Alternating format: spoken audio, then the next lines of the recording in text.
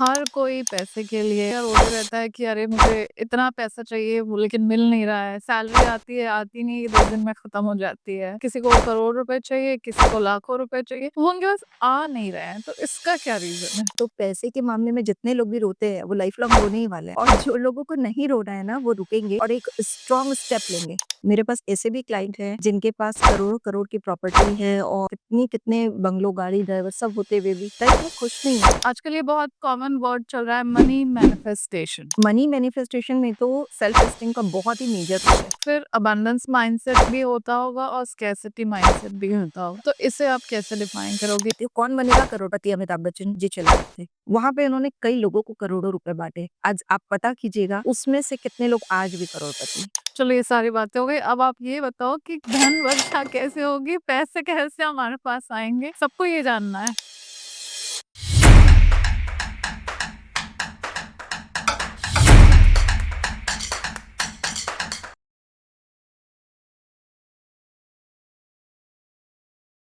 क्या आपने कभी मैनिफेस्टेशन किया है? या क्या आप फटाफट से पैसा कमाना चाहते हैं?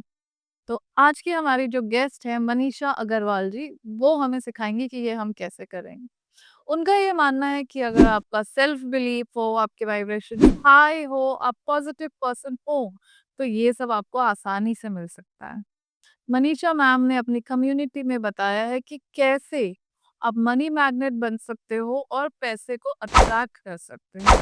तो चलिए आज के पॉडकास्ट में हम यही समझानेंगे। Hello and welcome back to let's connect and grow together. क्या पैसा सिर्फ हार्ड वर्क से ही कमाया जा सकता है या हमारे बिलीव्स, हमारी वाइब्रेशन, हमारे एनर्जी से भी हम पैसे को अट्रैक्ट कर सकते हैं? आज के एपिसोड में हम जानेंगे मनी ब्लॉकेजेस के बारे में, कुछ मनी मैनिफेस्टेशन के मिथ्स के बारे में और खोलेंगे अबंडेंस के दरवाजे आपके लिए। हमारी आज की गेस्ट हैं मनीषा अग्रवाल मैम, जो कि एक high frequency, high energy coach हैं। ये मैनिफेस्टेशन कोच और एक हीलर भी हैं। ये रायपुर की एक बहुत ही जानी-मानी हस्ती हैं, इन्हें आप लोग जानते ही होंगे। तो चलिए आज हम इनसे मिलते हैं, इनसे बात करते हैं। Hello ma'am, welcome to our episode. Thank you Pooja ji. शुरुआत हम करेंगे बहुत आजकल ये बहुत कॉमन वर्ड चल रहा है मनी मैनिफेस्टेशन। बट ये है क्या? ये प्लीज़ आप एक्सप्लेन करिए। सबसे पहले मैं ये बताना चाहूँगी, पहले अपने मैनिफेस्टेशन को लेते हैं। मैनिफेस्टेशन वर्ड जो है ये लॉ ऑफ अट्रैक्शन और मैनिफेस्टेशन ये सेम वर्ड है जो कि बहुत अभी पॉपुलर है, मतलब बहुत ट्रेंडी है मीडिया में। और इसके साथ एक और चीज़ जुड़ी हुई है, लोग सोचते हैं कि हम जो चाहेंगे हम वो अचीव कर लेंगे, जबकि एक्चुअल फैक्ट ये है कि जो वो होते हैं वही अचीव होता है। अच्छा, तो अब यहाँ पे क्वेश्चन ये आता है कि कोई भी इंसान जो होता है वही यदि अचीव करेगा तो वो कैसे अपने डेस्टिनेशन तक पहुंच पाएगा। तो इसके लिए एक बहुत ही फेमस डायलॉग है कि किसी चीज को शिद्दत से चाहो तो सारी कायनात उसे जुटाने में आपकी हेल्प करती है। तो यहाँ पे कई चीजें इन्वॉल्व है। आप देखो, पहला चाहना, किसी चीज को चाहना, उसके बाद शिद्दत, है ना? तो जैसे ही आप किसी चीज को चाहते हो तो वो आपका एक फर्स्ट स्टेप होता है। यूनिवर्स आपके लिए वो चीजें अरेंज करना स्टार्ट करता है, बट वो बहुत सरफेस लेवल पे होती है। right. मोस्टली लोग यहीं पे फेल हो जाते हैं कि वो चाहने तक रुक जाते हैं। इसके बाद आता है सेकंड शिद्दत, यानी कि आपका पूरा इमोशन उसमें जुड़ जाना चाहिए। जब आप किसी चीज को बहुत ज्यादा हाई इमोशंस के साथ अट्रैक्ट करते हो तब यूनिवर्स उसको और सेकंड स्टेप तक ले जाता है, यानी कि वो चीज आपके लिए स्टार्ट हो जाती है एक मटेरियलिस्टिक फॉर्म में बनना, क्योंकि अभी वो केवल एक फीलिंग में थी। और इसके बाद आता है एक्शन, क्योंकि वर्ड अट्रैक्शन जो है वो इटसेल्फ अट्रैक्ट एक्शन से बना है। तो इसलिए आस्क रिसीव बिलीव लोग सोचते हैं, बट यहाँ एक्शन वर्ड जो लोग नहीं समझ पाते। हाँ, एक्शन बहुत इंपॉर्टेंट है। तो जैसे ही आप एक्शन लेते हो तो वो चीज फिजिकल फॉर्मेट में आपके सामने आ जाती है। एक्चुअली यूनिवर्स में एनर्जी के फॉर्म में सारी चीजें अवेलेबल है, चाहे वो पैसा है, चाहे वो हेल्थ है, चाहे वो मतलब यूनिवर्स के पास हर कुछ है और वो अपने बच्चों को खुशी देखना चाहता है। बट हम क्या करते हैं, हम क्रिबिंग करते हैं। मोस्ट ऑफ द लोग क्या करते हैं कि क्रिप करते हैं, मुझे ये नहीं मिला, मुझे वो नहीं मिला। और यूनिवर्स का काम है तथास्तु। यूनिवर्स को ना हिंदी समझ में आती है, ना इंग्लिश समझ में आती है, ना और कोई लैंग्वेज। यूनिवर्स को जो लैंग्वेज समझ में आती है वो होती है वाइब्रेशन। तो आप जो इमोशंस में होते हो उसकी एक वाइब्रेशन होती है, एक सर्टेन फ्रिक्वेंसी होती है जो यूनिवर्स तक पहुंचती है। और उसी से आपको वो चीजें अट्रैक्ट होने लगती है, क्योंकि एवरीथिंग इज एनर्जी। ओके, यानी हम जो सोचते हैं, चाहे हम नेगेटिव सोचें या पॉजिटिव सोचें, वो हमारे साथ होगा। ये ओके, सो अब जैसे हम नेगेटिव और पॉजिटिव की बात कर रहे हैं, तो फिर अबंडेंस माइंडसेट भी होता होगा और स्कैर्सिटी माइंडसेट भी होता होगा। तो इसे आप कैसे डिफाइन करोगे या कैसे समझाओगे? इसके लिए एक्चुअली देखिए, अबंडेंस जो वर्ड है, इसको लोग सोचते हैं कि बहुत सारी दौलत मेरे पास हो, बहुत सारा पैसा हो, है ना? लेकिन एक्चुअली ये माइंडसेट है। मतलब लोग अपनी माइंडसेट से ही अबंडेंस को अट्रैक्ट करते हैं। कुछ लोगों का माइंडसेट बहुत ज़्यादा स्कार्सिटी वाला होता है। एकदम छोटा सा एग्जांपल लेते हैं कि आप फ्रेंड्स के ग्रुप के साथ पार्टी पे गए, 8-10 लोग रैंडम पार्टी पे गए, जो बंदा उठ के पेमेंट करता है, मे बी आप लोग सबका फाइनेंशियल स्टेटस समान हो या ना भी हो, बट जो बंदा उठ के पेमेंट कर रहा है, उसका अबंडेंस माइंडसेट है। क्योंकि सबने पार्टी की, कुछ लोग हैं जो उस समय जब बिल पेमेंट का टाइम आएगा तो वो थोड़ा-सा इधर-उधर हो जाएँगे, वो स्कार्सिटी माइंडसेट है। अच्छा, आपको और एक दो एग्जांपल देती हूँ कि आप मोस्टली जो लेडीज़ है या कोई भी है, सब्जी खरीदने जाते हैं और सब्जी वाले का बिल बना 73 रुपीज़। अरे भैया, क्या 3 रुपए लोगे? 70 रुपीज़ हम दे के आते हैं। It is also scarcity mindset.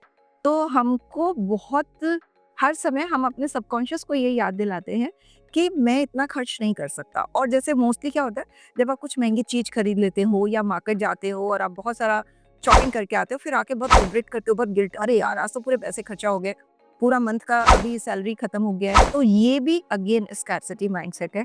आप यूनिवर्स को बार-बार, अपने सबकॉन्शियस को बार-बार ये बता रहे हो कि आपके पास जो है वो खत्म हो रहा है। तो जो अबंडेंस माइंडसेट है, इस पे इंटेंशनली स्टिक रहा जा सकता है। तो कुछ ऐसी चीजें हैं जिसके थ्रू हम अबंडेंस माइंडसेट को अट्रैक्ट भी कर सकते हैं और इसमें स्टिक रह सकते हैं, ताकि मनी मैनिफेस्टेशन बहुत इजी हो सके। ओके। हाँ, ये अक्सर देखने को मिलता है, जैसे कि हम रोज़मर्रा की चीज़ों में भी नेगेटिव अपने आप को ही बोलते हैं या डाउट करते हैं, सेल्फ डाउट करते हैं, जैसे कि अरे ये मुझसे नहीं हो पाएगा या उसका ज़्यादा बेहतर है, मेरा क्यों बेहतर नहीं है।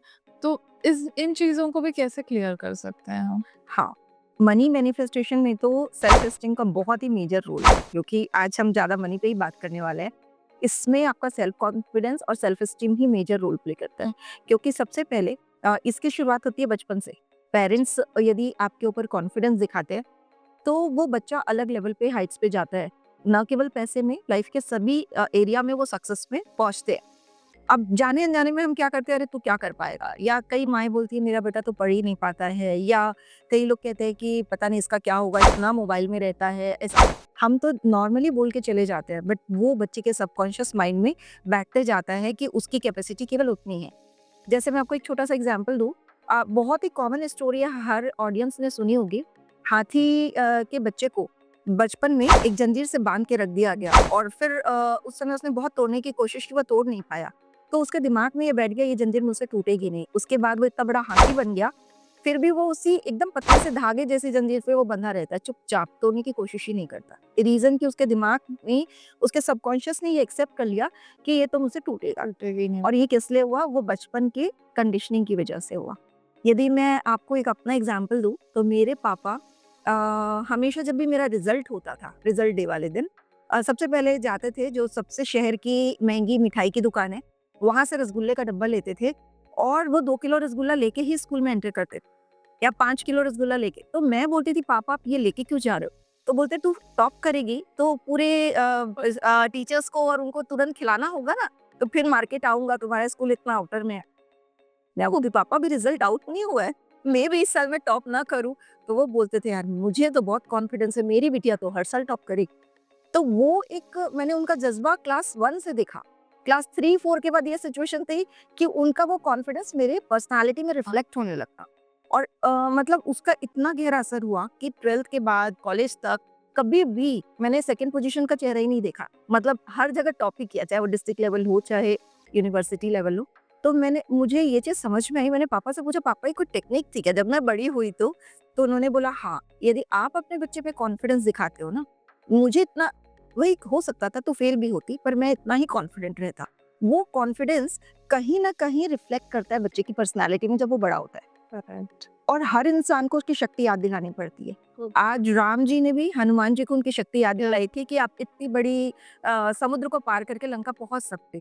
तो माँ-बाप तो बहुत मेजर रोल प्ले करते और हम क्या करते, जाने-अनजाने में अपने बच्चों के सेल्फ एस्टीम को लो कर देते हैं और बच्चा वो उस नेगेटिव बिलीफ्स के साथ ही बड़ा हो जाता है कि यार पैसे तो बहुत मुश्किल से मिलेंगे, मैं कमा नहीं पाऊँगा, बहुत टफ है लाइफ, आगे लाइफ कैसे चलेगी।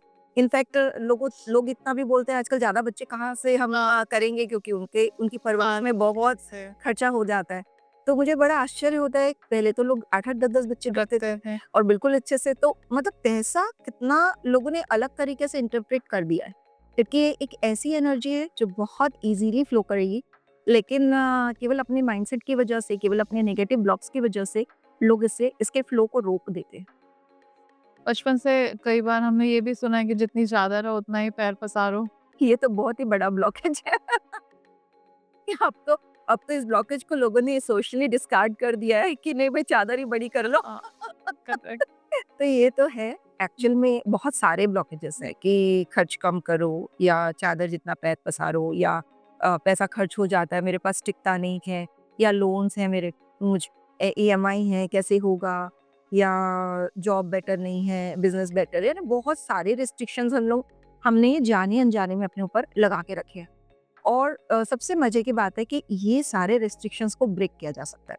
ठीक है, हाँ, इंटेंशनली जब हम अवेयर हो जाएं कि हाँ, इन ब्लॉकेजेस की वजह से मेरी लाइफ में मनी का फ्लो कम हो रहा है, तो हम इसको आराम से इजीली, बहुत इजीली या अपने स्टेट को अपग्रेड कर सकते हैं, अपनी फ्रीक्वेंसी को हाई कर सकते हैं। अच्छा, तो अब हम इसी के बारे में बात करते हैं। हम अपनी फ्रीक्वेंसी को हाई कैसे कर सकते हैं? हाँ, इसके लिए ना देखो सबसे पहला स्टेप है कि अवेयरनेस, है ना? जैसे कि मैं अपने कोर्सेज़ में भी बताती हूँ कि मेरा एक कुछ एक्सेल शीट पे कुछ कैलकुलेटर सा है, जिसमें आप कुछ क्वेश्चंस के आंसर्स फिल करते हो, तो उससे आपका मनी स्कोर निकल के आता है कि अच्छा। हाँ, एग्ज़ैक्टली आपका माइंडसेट अभी कहाँ है? अबंडेंस माइंडसेट और स्कैरसिटी माइंडसेट का स्कोर आता है। उसमें बहुत सारे क्वेश्चंस आप फिल करते हो, तो एक अवेयरनेस आ जाती है, अच्छा यहाँ यहाँ मैंने ब्लॉक करके रखा है मनी को।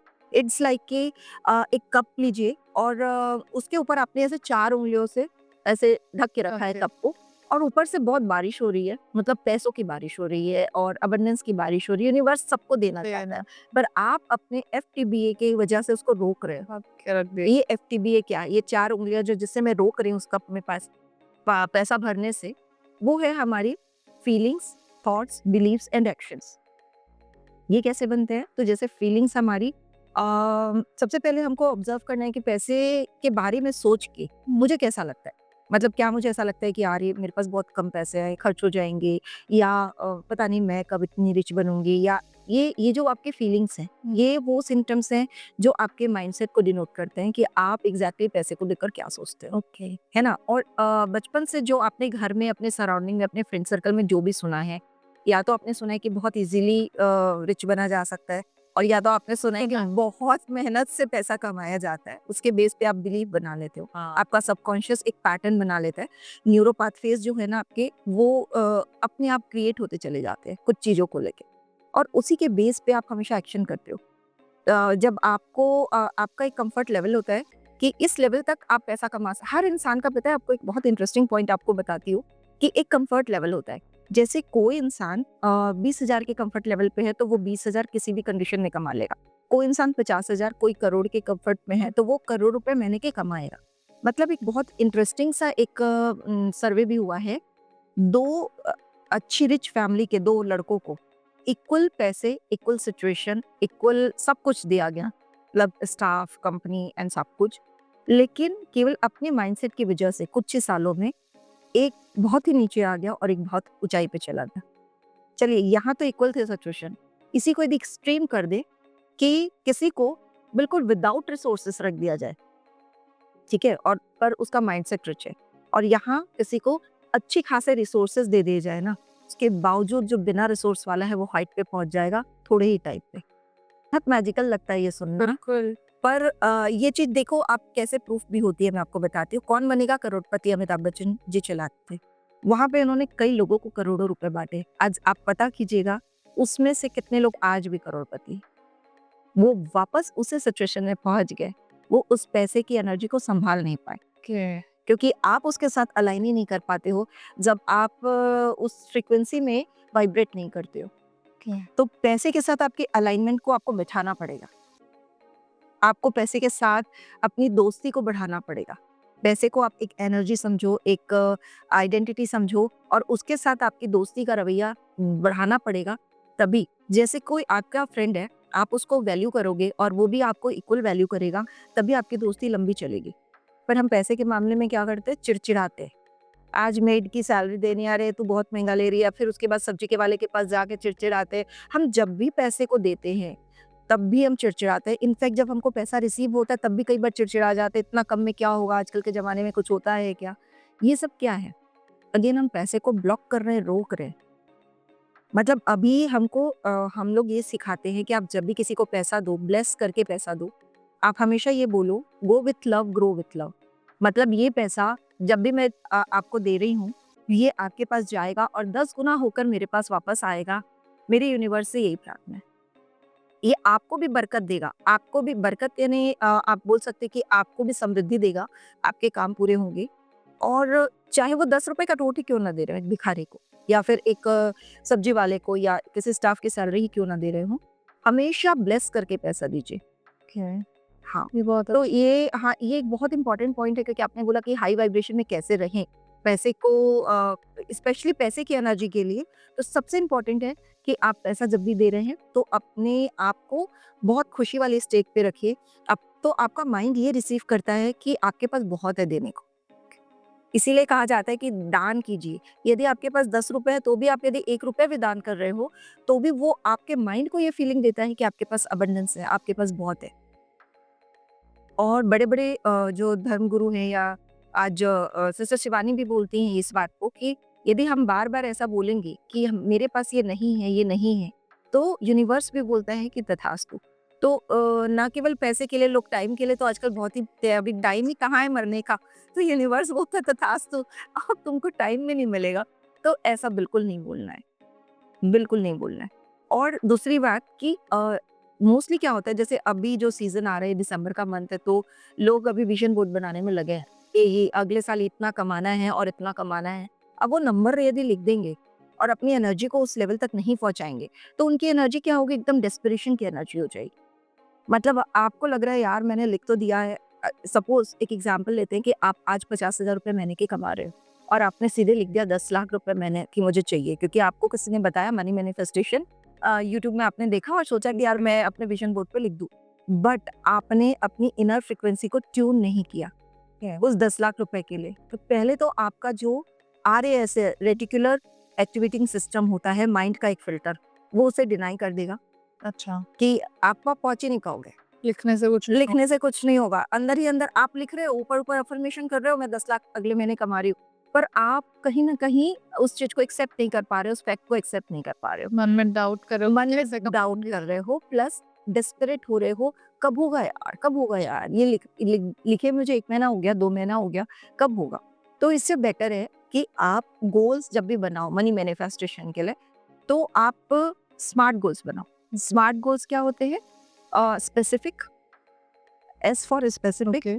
M for measurable और A for achievable, R for realistic और T for time bound। मतलब यदि हम अपने गोल्स को इस तरीके से डिज़ाइन करें कि वो एकदम रियलिस्टिक हो, एक पर्टिकुलर टाइम बॉन्ड में हो और वो अनअचीवेबल ना लगे हमारे सबकॉन्शियस माइंड को, तो फिर वो सारे गोल एक जगह पे अलाइन होने लगते हैं। अच्छा, इसका एक और तरीका है, जैसे आप बता रहे थे अपनी एनर्जी को हाई रखने का। सबसे पहले जैसे कोई भी चीज़ जो बड़ी बनती है दुनिया में, वो सबसे पहले पेपर पे बनती है। तो आप अपने गोल्स को लिखिए, है ना? आप पहले कोई भी चीज़ पेपर पे लिखी जाती है, दिमाग में उसकी पूरी डिज़ाइन एकदम क्लियर हो जाती है। एक क्लैरिटी यदि आ जाती है दिमाग के पास कि मुझे इसी डायरेक्शन में जाना है। उसके बाद आप लेज़र फ़ोकस उसी चीज़ को सुबह-शाम देखते हो। विज़न बोर्ड के थ्रू या 555 टेक्निक के थ्रू या मैनिफेस्टेशन की जो भी टेक्निक्स होती हैं, उसका एक ही मकसद होता है कि जो आपके दिन भर में इतने लाखों करोड़ों थॉट्स आते हैं, उन वो थॉट्स मोस्टली क्या होते हैं, वेग होते हैं, वेस्ट हो जाते हैं, क्योंकि वो कभी इस डायरेक्शन में जा रहे हैं, कभी इधर, कभी इधर। तो ये गोल सेटिंग के थ्रू हम उन थॉट्स को अलाइन करके एक डायरेक्शन में उस एनर्जी को भेजते हैं। और जब उस डायरेक्शन में उस एनर्जी पे आप फोकस होकर अपना एनर्जी देते हो, तो वो चीज़ क्या होती है, बढ़ने लगती है। ओके। आप देखो कि उस समय सबसे ज़्यादा मज़ेदार है कि जो आरएएस है हमारा रेटिकुलर एक्टिवेटिंग सिस्टम, वो मैक्सिमम दुनिया में जितने भी ब्रह्मांड में चीज़ें हैं, उसमें से वो कनेक्ट करने लगता है, उन्हीं चीज़ों को आपको दिखाने लगता है जो आप सोच रहे हैं। जैसे यदि मैं आपको अभी कहूँ कि इस कमरे में आप येलो चीज़ों को देखिए, तो फॉर अ टाइम बीइंग ना आपको केवल येलो दिखने लगेगा। मतलब केवल आपको लगेगा अच्छा, आप काउंट करेंगे तो आप बोलेंगे 8 से 10 येलो चीज़ है यहाँ पर। तो अदरवाइज़ हम क्या करते हैं, नॉर्मली ब्लैक भी देख रहे हैं, पिंक भी देख रहे हैं, ब्लू भी देख रहे हैं, सब कलर्स देख रहे हैं। तो ये जो है रेटिकुलर एक्टिवेटिंग सिस्टम, ये यहाँ पे रोल प्ले करता है और इस तरीके से बहुत ही साइंटिफिक तरीका है ये लॉ ऑफ अट्रैक्शन मैनिफेस्टेशन, जिसके थ्रू हम अपने सारी थॉट्स, सारी फीलिंग्स को अलाइन करते हैं, अपनी एनर्जी को एकदम हाई वाइब्रेशन में रखते हैं और तब हम जो चाहते हैं वो बहुत ईज़िली हमें मिलने लगता है। ओके। जैसे हम टेक्निक्स की बात कर रहे थे अभी, तो एक जो मुझे ऐसे रैंडमली मैंने भी कहीं देखा या सुना है, एक होता है कि स्क्रिप्टिंग, कि हम लिखें हमें क्या चाहिए। नेक्स्ट होता है विजुअलाइज़ेशन, कि हम इमेजिन करें, सोचें। देन होता है अफ़र्मेशंस। तो ये तीनों में से कौन-सी सबसे पावरफुल टेक्निक होती है? देखिए, यदि हम एनएलपी के लैंग्वेज में बात करें, तो हम विजुअल, काइनेस्थेटिक और ऑडिटरी, वीए कहा जाता है।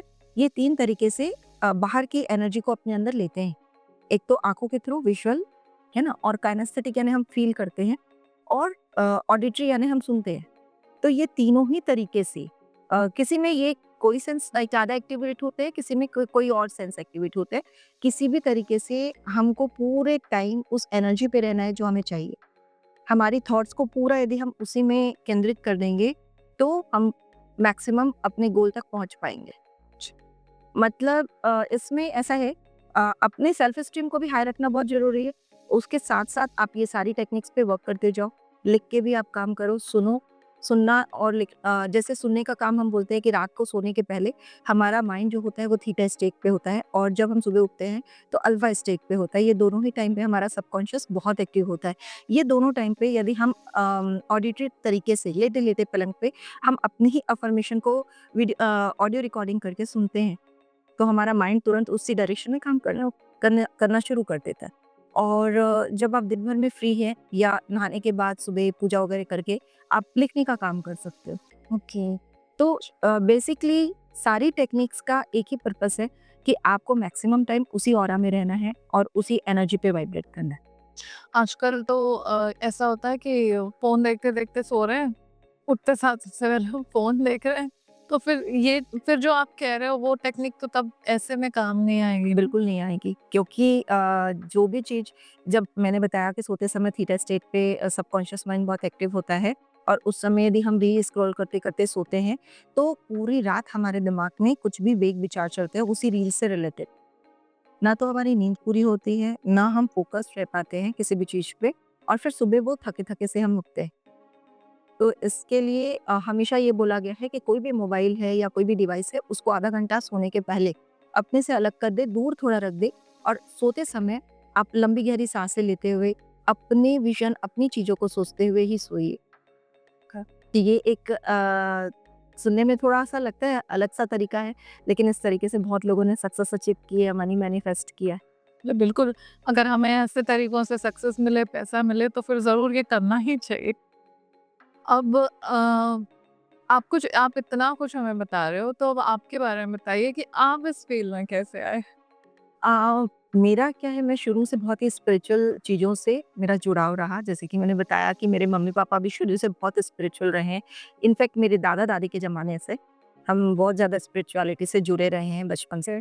तो वो उन्होंने बहुत छोटी उम्र में, मतलब मैं सोचती हूँ आर्ट ऑफ लिविंग का कोर्स हमको करवाया होगा तब हम क्लास 5-6 में रहे होंगे। ओके, और उस समय तो इतना ज़्यादा पॉपुलर भी नहीं थे। पॉपुलर हाँ, नहीं था। तो पापा के ही प्रेमाइसेस में आर्ट ऑफ लिविंग वालों ने अपना एक आश्रम जैसा खोल के रखा था, तो उन्होंने हमको भेज दिया और वहाँ पे हम सीख कर आए कि भई हमको गुस्सा नहीं करना है। मतलब पहला एक चीज़ समझ में आई और सबसे ज़्यादा जो उस एज में मैंने सीखी थी, accept the person and situation as it is. उनका एक हाँ। बहुत ही बेसिक थंब रूल वो सिखाते हैं। तो ये सब चीज़ें बहुत बचपन से दिमाग में आ गई कि किसी को भी यदि एक्सेप्ट करना है तो एज़ इट इज़ उसकी बुराई अच्छाई के साथ साथ है। एक्सेप्ट करो। तो ये चीज़ रिलेशनशिप में बहुत हेल्प की लाइफ में। तो इस तरीके से इस जर्नी में हम आगे बढ़ ही रहे थे कि मज़ा आने लग गया था कि यार ये जो स्पिरिचुअलिटी है ये बहुत हेल्प करती है। मैं शुरू से बहुत एम्बिशियस लड़की रही हूँ कि मुझे लाइफ में बहुत पैसा कमाना है, बहुत नाम चाहिए, बहुत आगे बढ़ना है। तो उस एम्बिशंस के साथ बैलेंस आउट करने के लिए स्पिरिचुअलिटी बहुत ज़रूरी होती है। थी। और ये चीज़ जब मैं रियलाइज़ करने लगी, मैं थोड़ी बड़ी हुई और समझ में आने लगी कि हाँ, जब आप सक्सेस के लिए आगे बढ़ते हो, तो जितने ज़्यादा आप आगे बढ़ते हो, उतनी ज़्यादा प्रॉब्लम्स भी आपको मिलती है। क्योंकि ये इतना सरल नहीं है और इतना आसान नहीं है। तो जब आप उन प्रॉब्लम्स के साथ बहुत ईज़िली टैकल कर पाते हो, बहुत हैपीली टैकल कर पाते हो, उसका रीज़न है आपकी स्पिरिचुअलिटी। तो मैं बहुत ही बिलीवर रही इस चीज़ की कि हर इंसान को स्पिरिचुअलिटी से जुड़ना चाहिए। इनफैक्ट मैं तो सारे पेरेंट्स को भी बोलूँगी कि बचपन से बच्चों में स्पिरिचुअल चीज़ों को डाल दीजिए, जबकि लोग बोलते हैं बुढ़ापे में आके ये सीखना चाहिए। पर मैंने अपने दोनों बच्चों को काफ़ी छोटी एज से स्पिरिचुअलिटी में डाला और उनसे वही बातें मैं करती हूँ। आज वो भी बहुत सक्सेसफुल हैं। जी। आज एथेंस में वो बड़ा वाला बेटा मेरी बहुत अच्छी कंपनी चला रहा है और छोटा वाला लंदन में, दोनों अपने बिज़नेस कर रहे हैं इतने सक्सेसफुल तरीके से और इतनी छोटी उम्र में 21 साल और 23 साल की उम्र में। तो मैं ये बताना चाहूँगी कि उसके बावजूद वो बहुत ही खुश और चहकते-महकते क्यों दिखते हैं? क्योंकि वो स्पिरिचुअलिटी से जुड़े हैं। तो ये स्पिरिचुअलिटी की जर्नी मैंने महसूस की। मैंने 14 साल तक फैशन डिजाइनिंग का काम किया, बहुत ही बड़ा एक स्टोर मैं मुकलावा के नाम से रन कर रही थी। जी, जी। तो मैंने देखा कि ये सारी चीज़ों को मैं बैलेंस आउट कर पा रही हूँ ड्यू टू माय स्पिरिचुअलिटी। पर दुनिया में बहुत सारे लोग जो मेरे फ्रेंड्स, मेरे रिलेटिव्स और लोग थे, जो कि बहुत सफ़र कर रहे थे कि यार थोड़ा भी काम का बर्डन बढ़ाते हैं तो हम मैनेज नहीं कर पाते, गिल्ट आता है हम बच्चों को टाइम नहीं दे पा रहे। तुम वर्किंग होते हुए भी अपने बच्चों को इतना हाईली सक्सेसफुल बन कैसे परवरिश कर पा रही हो? तो तब मैंने सोचा कि यार इनको गाइड किया करना ज़रूरी है या इनको थोड़ा-सा मैं भी यदि हेल्प करती हूँ, पैशन था ये शुरू से। तो बस मैं फिर उस इस तरफ खिंचती चली गई और स्पेशली कोविड के समय तो लगा कि नहीं, लाइफ़ का पर्पस तो मेरा यही है, मेरी सोल कॉलिंग है कि मैं इसी में आगे बढ़ूँ। क्योंकि मैं स्ट्रांगली मानती हूँ कि गुलाब बाँटने वाले के हाथों में गुलाब की खुशबू रह जाती है। तो ये एक ऐसा गुलाब था जो मैं बाँटना चाहती थी समाज को। तो इसके लिए मैं स्पिरिचुअलिटी में आगे बढ़ती गई और बहुत मज़ा आ रहा है इस जर्नी में। ये बहुत अच्छा हुआ लोगों के लिए कि आप इस फ़ील्ड में आ गए, कितने लोगों को आप हेल्प कर पा रहे हो। द और सबसे मिरेकल बात ये है पूजा जी कि बहुत सारे इंसिडेंट्स डेली होते हैं। जैसे मॉर्निंग में जब फर्स्ट टाइम मैं हाथ में मोबाइल लेती हूँ तो देखती हूँ लोगों के बहुत थैंक यू मैसेजेस होते हैं कि मैम आपने मेरी ज़िंदगी में ये चेंज ला दिया, मैम थैंक यू आज मेरा ये हुआ। तो ये जो फीलिंग है ना ये मुझे बहुत ही ऊपर रखती है ज़मीन में पैर नहीं रखने देती, क्योंकि अच्छा लगता है कि लोग इतनी जल्दी और इतने सक्सेस अचीव कर पा रहे हैं। ऐसा लगता है इनको थोड़ा-सा डायरेक्शन देते ही यदि इतना मेजर चेंजेस आ सकता है। तो अवेयरनेस की तो ज़रूरत है।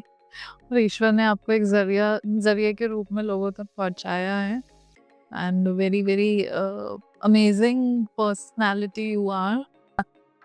Thank you. तो जैसे लोग आपको थैंक यू कहते हैं तो हम भी यूनिवर्स को, गॉड को थैंक यू कहते हैं। तो ग्रैटिट्यूड कितना ज़रूरी है लाइफ में? ये सबसे इम्पोर्टेंट क्वेश्चन आपने पूछा है। यही सबसे ज़रूरी है। मतलब मैं ये बोलना चाहूँगी ग्रैटिट्यूड इतना इम्पोर्टेंट है कि आपके मतलब एक लुइस है की एक बुक है जिसमें ये लाइन बोली गई है कि आप जितना ग्रैटिट्यूड करेंगे उतना ज़्यादा आपको दिया जाएगा और यदि आप ग्रैटिट्यूड नहीं करेंगे तो जो आपके पास है वो भी ले लिया जाएगा। तो ये जो लाइन है कि वो भी ले लिया जाएगा, इसके लिए तो लोग अवेयर ही नहीं है। हाँ। लोग सोचते हैं कि ठीक है यार, मोस्टली लोगों को लोग तो इस वाले गाने में रहते हैं ना कि कैसे कैसों को दिया है, ऐसे वैसों को दिया है, मुझको भी बल्ले करा दे। तो लोग सोचते हैं यार मेरे पड़ोसी के पास ना कोई डिग्री थी, ना मेरे कोई फ्रेंड के पास कुछ अक्ल थी और वो इतना कमा रहा है, मुझे क्यों नहीं मिल रहा है? अगेन हम अपनी एनर्जी को लो कर रहे हैं। किसी से कंपैरिजन करके, किसी से किसी के लिए जेलस फील करके हम अपनी एनर्जी को लो करेंगे और हमें वो चीज़ नहीं मिलेगी जो मिलनी चाहिए। तो हमें जो भी दिया यूनिवर्स ने, चाहे आप देखो इतने बड़े-बड़े सक्सेसफुल लोग हुए हैं, यदि हम उनके बैकग्राउंड में जाके देखें तो परिवार के पास ऐसी सिचुएशंस नहीं थी, फेवरेबल सिचुएशंस कि वो उनको हायर स्टडीज़ में भेज सके या उनको बड़ी कंपनी लगा के दे सके, लेकिन फिर भी उन्होंने बहुत हाइट्स अचीव की। रीज़न केवल और केवल उनका ग्रैटिट्यूड। उनको जो मिला, जितना मिला उन्होंने कभी क्रिबिंग नहीं की। यूनिवर्स को हमेशा थैंकफुल बोला है और आप चाहे जितनी भी बुक्स पढ़ लें इस साइंस में, मैनिफेस्टेशन की साइंस का कोर है ग्रैटिट्यूड। तो मैं अपने कोर्स में सबसे पहली क्लास से लेके सबसे लास्ट तक यही करवाती हूँ कि मॉर्निंग में उठ के आपको 10 रैंडम ग्रैटिट्यूड करने हैं। यूनिवर्स के लिए भी और मतलब अपने आसपास की छोटी-छोटी चीज़ों को ऑब्ज़र्व कीजिए, कितनी अच्छी-अच्छी चीज़ें भगवान ने हमको दी है, इतना प्यारा शरीर दिया है, इतना प्यारा घर-बार, परिवार दिया है और सब कुछ आज का इतना खूबसूरत दिन दिया है। हर चीज़ को थैंक यू कीजिए, अपने मोबाइल को, अपने पलंग को, अपनी खूबसूरती को, अपने बालों को, अपने कपड़ों को, हर चीज़ को। तो कई बार जब शुरू-शुरू की क्लासेस में लोग बोलते हैं कि मैम लिस्ट खत्म हो जाएगी, समझ तो हाँ, समझ नहीं आ रहा है, तो मैं बोलती हूँ ठीक है आप लिखना शुरू करो। जब लिखते हैं तो बोलते हैं हाँ 1 मंथ तक रिपीट ही नहीं कर पाए मतलब बहुत अच्छा इतनी चीज़ें हैं। है। हाँ, ज़रा-सा मुझे गाइड करना पड़ता है लेकिन इतनी चीज़ें हैं जिसके लिए हम ग्रैटिट्यूड कर सकते हैं। और सडनली उनके माइंडसेट में ये शिफ्ट आता है कि जब वो मेरे पास आते हैं तो कई बार कि बहुत प्रॉब्लम चल रही है, पैसा नहीं टिक रहा है, बिल्कुल उधारी चल रही है या कोई और चीज़ों के लिए आते हैं। अब उनका माइंडसेट चेंज हो जाता है, क्योंकि वो इतनी सारी चीज़ों से भर जाते हैं ग्रैटिट्यूड से कि वो बोलते हैं पर ठीक है, बहुत सारी चीज़ें मुझे मिली भी है, अच्छे भी हैं। बहुत सारी चीज़ें अच्छी भी है, जिसकी तरफ उनका ध्यान नहीं जाता था। अब उनका ध्यान मतलब उनका एक माइंडसेट शिफ्ट हो जाता है और जैसे ही माइंडसेट शिफ्ट होता है यूनिवर्स कहता है कि अब मैं आपको भर-भर के दूँगा। वाओ! तो ग्रैटिट्यूड तो सबसे इम्पोर्टेंट है और हर समय ग्रैटिट्यूड के स्टेट में रहना है। कोई भी यदि आपके लिए कुछ भी करता है तो आप ज़रूर उसको थैंक यू बोलिए, दिल से थैंक यू बोलिए। क्योंकि एक होता है कि आप केवल ऊपर से आपको सिखाया गया है इसलिए आप थैंक यू बोल रहे हैं और एक आप फ़ील कर रहे हैं। तो इसमें यहाँ सबसे बड़ा ट्रिक यही है, आपको फ़ील करना है। दिल से किसी को धन्यवाद देके देखिए, दिल से किसी की प्रशंसा करके देखिए। तो वो यूनिवर्स केवल आपकी फीलिंग की लैंग्वेज को समझता है। तो ग्रैटिट्यूड बहुत इंपॉर्टेंट है, पूरे टाइम आपको ग्रैटिट्यूड के स्टेट में रहना ही चाहिए। यदि लाइफ में अबंडेंस अट्रैक्ट करना है तो तो ग्रैटिट्यूड ग्रैटिट्यूड बहुत ज़रूरी। बहुत ज़रूरी फर्स्ट स्टेप ग्रैटिट्यूड। या हर कोई पैसे के लिए क्रेविंग करता है या रोते रहता है कि अरे मुझे इतना पैसा चाहिए वो लेकिन मिल नहीं रहा है। सैलरी आती है, आती नहीं है, 10 दिन में ख़त्म हो जाती है। और हमेशा सबकी इच्छा है कि मुझे किसी को करोड़ रुपए चाहिए, किसी को लाखों रुपए चाहिए, वो उनके पास आ नहीं रहे हैं। तो इसका क्या रीज़न है? बहुत ही इंटरेस्टिंग सवाल पूछा है पूजा जी आपने और आपको सबसे मज़ेदार बात बताती हूँ, पैसे को लेके लोगों का जो ये इमोशन है ना, ये उनका नशा बन गया है, दारू की तरह का नशा है। आपको पता है जैसे आपने बताया अबंडेंस माइंडसेट और स्कार्सिटी माइंडसेट के बारे में हमने बात की थी। जस्ट ये स्कार्सिटी माइंडसेट लोगों का नशा हो जाता है।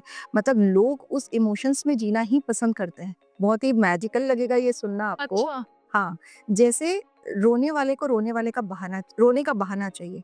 आप जैसे मैंने दारू की लत का एग्ज़ाम्पल क्यों दिया? आप देखो जिसको दारू पीना है, वो खुशी में भी पिएगा और गम में भी पिएगा। क्योंकि वो बहुत खुश है तो भी बोलेगा कि दारू पार्टी करेगी और वो बहुत दुखी है तो भी वो भी बस सेम। जिनके पास मतलब बहुत पैसा है ना, उनको भी यदि रोने की आदत पड़ गई ना, उनको और पैसा चाहिए, वो रोने का बहाना ढूँढते हैं। मतलब एक इतना इंटरेस्टिंग मेरे पास एक केस था मेरी एक क्लाइंट का। घर में सब कुछ है, इतने नौकर-चाकर, इतना बढ़िया हस्बैंड कमा रहा है और इतना मतलब क्या बोलना चाहिए यदि उसकी सिचुएशन अपन देखें तो बोलेंगे कि एक कॉमन पर्सन से बहुत ऊपर लेवल पे थी। पर पूरे टाइम वो डिप्रेशन में है बंदी। मतलब ये सोच के कि यार कैसे होगा? बच्चों की शादी कैसे होगी? या मैंने लाइफ में कुछ नहीं किया या आप मतलब देखो लोगों को एक पर्टिकुलर म माइंडसेट में रहने की हैबिट हो जाती है। और हम लोग जब इस फील्ड में हैं क्योंकि हम बहुत सारे क्लाइंट्स को डील करते हैं तो हमको ये समझ में आता है कि हर इंसान का एक पर्टिकुलर पैटर्न होता है और वो पैटर्न वो बार बार बार बार रिपीट करता है। ओके। तो बहुत ही इंटरेस्टिंग होता है ये पैटर्न ब्रेक करना। जैसे मैं आपको एक और एग्जांपल देती हूँ कि कोविड आया। कोविड जब टीवी पे न्यूज़ आई तो आप देखोगे घर पे यदि 10 लोग बैठ के उस न्यूज़ को जब देख रहे थे, सबका एक्सप्रेशन अलग-अलग था। किसी का एक्सप्रेशन तो ये था, "अरे बाप रे! क्या कर रही है ये गवर्नमेंट? इसको तो अभी मतलब तुरंत एक्शन लेना चाहिए।" किसी का था कि भई बहुत मुश्किल वाली बीमारी है, थोड़ा-सा घर पे अभी सब सिक्योरिटी कर लो, सब हाथ-वाथ को वॉश करो। कोई बोला, "अरे ये तो हेल्प करने का टाइम है, बाहर निकलो, लोगों को हेल्प करो।" कोई बोला, "अरे यार छोड़ो ये सब ऐसे ही मीडिया वाले लोग कुछ भी बोलते हैं, मैं तो जा रहा हूँ मेरी ज़िंदगी में मस्ती।" आप देखो सेम सिचुएशन, सेम ट्रिगर और लेकिन लोगों का रिएक्शन अलग-अलग। सबके अलग-अलग। कहने का मतलब कि बाहर क्राइसिस है या अबंडेंस है, उससे कुछ फ़र्क नहीं पड़ता। आपके अंदर क्या है, वही ट्रिगर होके 10 टाइम्स बाहर आता है। ओके।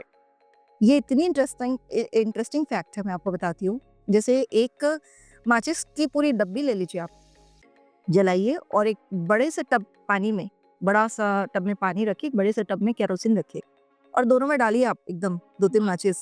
क्या होगा बताओ आप? केरोसिन वाले में आग पकड़ लेगी। और पानी वाली बुझ जाएगी। हाँ। सेम माचिस, सेम सिचुएशन, सेम ट्रिगर, लेकिन आपके अंदर क्या है वो रिस्पॉन्स मिलता है, 10 टाइम्स बढ़ के वो रिस्पॉन्स मिलता है। और इस चीज़ को लोग समझते ही नहीं है। लोग सोचते हैं, जैसे आपको बताती हूँ कि यदि कोई ऐसा सोचता है कि यार मेरी लाइफ में तो बहुत ही दुःख है, मैं बहुत परेशान हूँ अपने हस्बैंड से, अपने बच्चों से, अपने सास-ससुर से या अपने गर्लफ्रेंड, बॉयफ्रेंड किसी भी चीज़ से। यदि आप ऐसा सोचते हो कि आप बहुत परेशान हो किसी भी एक्सटर्नल सिचुएशन की वजह से, तो मेरे दोस्त ये मैं बता दूँ कि आप ऐसे ही रहने वाले हो। क्योंकि ये सिचुएशन नहीं डिसाइड करती कि आप क्या सोचोगे, ये आप खुद डिसाइड करते हो कि इस सिचुएशन में आपको क्या सोचना है। आप देखो माचिस की तीली, पानी ने क्या रिस्पॉन्स दिया और केरोसिन ने क्या रिस्पॉन्स दिया, कोविड, बाकी लोगों ने क्या रिस्पॉन्स दिया।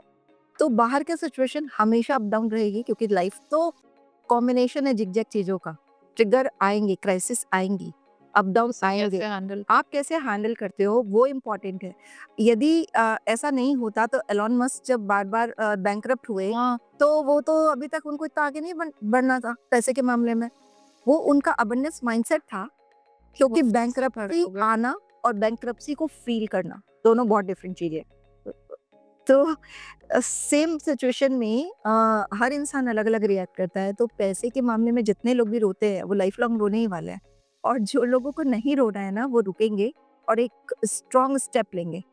सबसे पहले खुद को इस कैपेबल बनाएँ, इस लायक बनाएँगे कि वो एक अच्छी अर्निंग कर सके।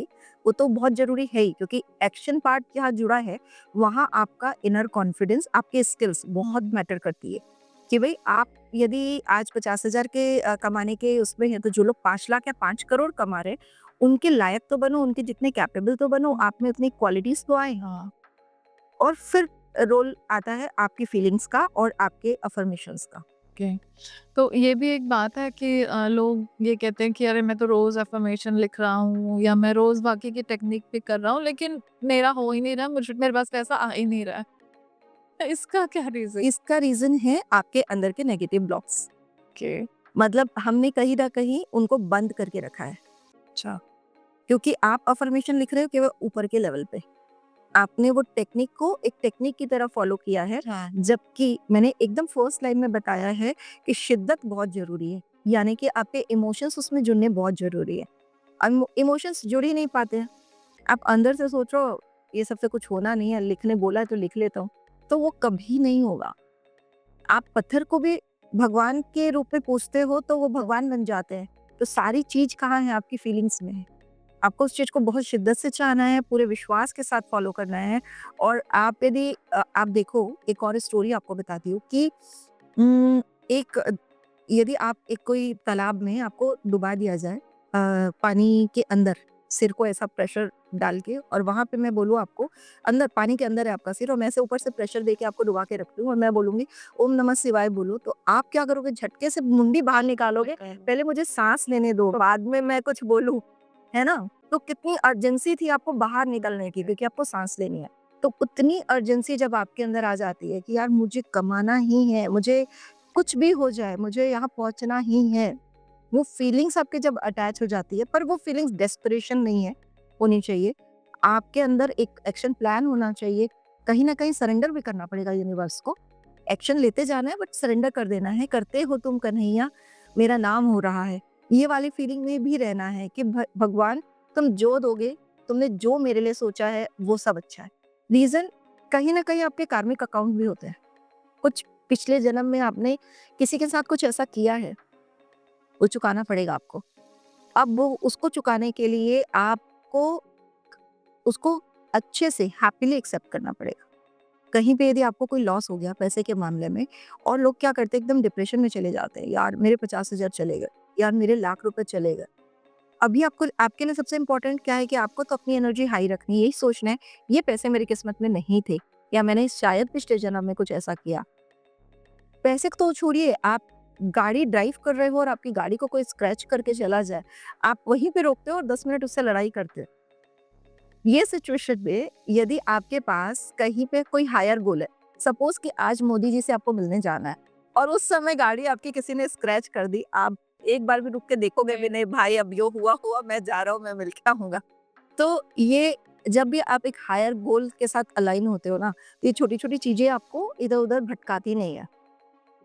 तो यही वजह है जिसकी जिसके कारण ये बहुत सारे ऐसे पॉइंट्स हैं जहाँ पे लोग उसको नहीं समझ पाते उन बारीकियों को और अटक जाते हैं कि कुछ नहीं होता है ये, मैं इतना लिखता हूँ, कुछ नहीं होता है। वो सारी फीलिंग्स, वो सारी शिद्दत चाहिए। ओके। हम बात करें कि सेल्फ लव हैबिट्स जो हमें अपने अंदर डेवलप करनी चाहिए, स्पेशली वुमेन की। क्योंकि ऐसा होता है कि वो अपने से ज़्यादा अपना परिवार, अपने बच्चे, उस पे ज़्यादा ध्यान देती हैं। और अगर करियर भी है किसी वुमेन का अच्छा करियर भी है, तो भी वो वहाँ अपने आप को लो फ़ील करती हैं कि सेम चीज़ अगर मेल फीमेल दोनों कर रहे हैं, तो मेल की ज़्यादा वैल्यू हो जाती है और फीमेल की कम वैल्यू हो जाती है। और वो खुद अपने आप को भी वैसे ही सोचने लगती हैं कि ठीक है, मैं फीमेल हूँ इसलिए मुझे कम मिल रहा है और वो मेल है इसलिए ज़्यादा मिल रहा है। तो ये चीज़ें कैसे इफ़ेक्ट करती हैं हमें?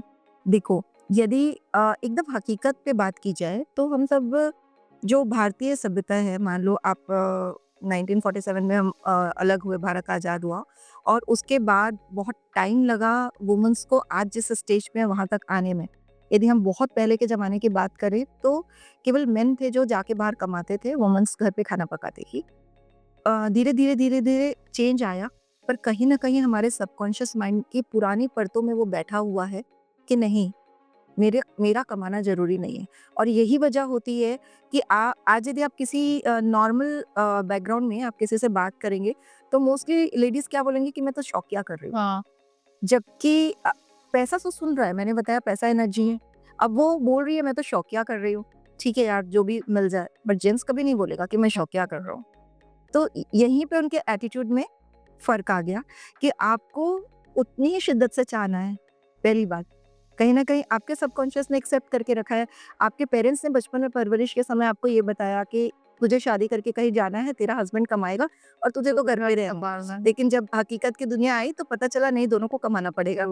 तो वहाँ पर लेडीज़ क्या करती है, खुद को स्टेप बैक कर लेती है। और ऐसा बिल्कुल नहीं है कि वो परिवार और बच्चों की ज़िम्मेदारी के साथ नहीं कमा सकती। मैं इस चीज़ को बिल्कुल डिनाई करती हूँ क्योंकि मैंने प्रूफ़ किया है कि बहुत ईज़िली सब चीज़ों को हैंडल कर सकते हैं।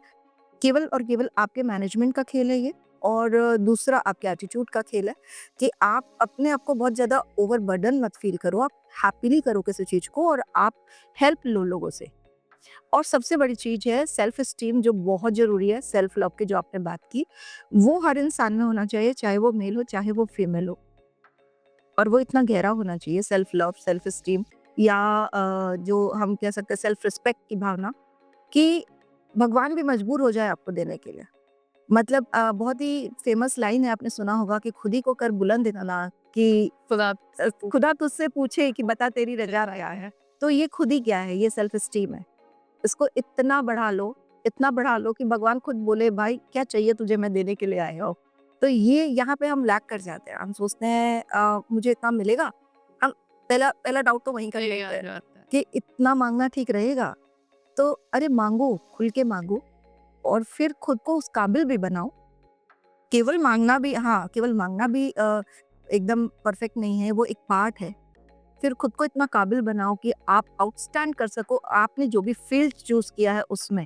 और वहाँ पे फिर मेल और फीमेल का कहीं कोई रोल ही नहीं है। कोई भी फ्लरिश कर सकता है, कोई भी आउटस्टैंडिंग परफॉर्मेंस कर सकता है। तो यही है सेल्फ एस्टीम और सेल्फ लव जो बहुत इम्पोर्टेंट रोल है। बिल्कुल। आपने विज़न बोर्ड की बात करी थी, तो विज़न बोर्ड एक्चुअली में क्या है? उसे क्या हम खुद से भी बना सकते हैं और उसका क्या रोल रहता है? विज़न बोर्ड सबको बनाना चाहिए, मैं तो बहुत स्ट्रॉन्ग बिलीवर हूँ। पर मेरा जो विज़न बोर्ड बनाने का तरीका है या बनवाने का तरीका है, वो मैं फीलिंग बोर्ड बनवाती हूँ, इमोशंस बोर्ड बनवाती हूँ। रीज़न कि कई बार हम भागते रहते हैं, मतलब यदि मैं किसी एक ऐसी सिचुएशन की बात करूँ कि जहाँ हम बहुत पैसा कमा रहे हैं और हमको पता भी नहीं है कि इसकी दौड़ कहाँ ख़त्म हो। मेरे पास ऐसे भी क्लाइंट हैं जिनके पास करोड़ों-करोड़ की प्रॉपर्टी है और कितने बंगलो, गाड़ी, ड्राइवर सब होते हुए भी लाइफ़ में खुश नहीं है वो। तो मुझे ऐसा लगता है कि रुक के सोचो, एग्ज़ैक्टली चाहिए क्या आपको लाइफ़ में?